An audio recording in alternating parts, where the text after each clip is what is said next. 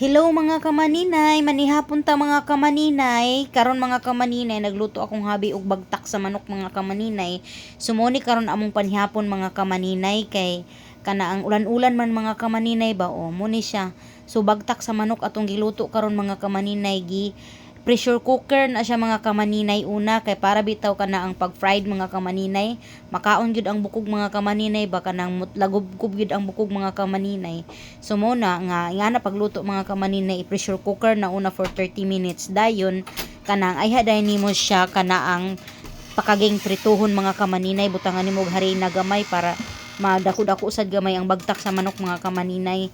So mo na tong panihapon karon mga kamaninay kay kana ang ulan-ulan baya, so lami kay kubkub, so dili kay ta magpalabi og rice mga kamaninay kay murag nababoy na gid ta mga kamaninay.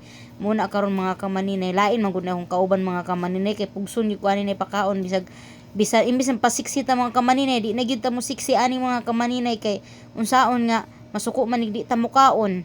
Ibahog man day niya sa iro kung na siya ibilin mga kamaninay. So magkaon na lang gyud ta mga kamaninay ron walay gubot mga kamaninay.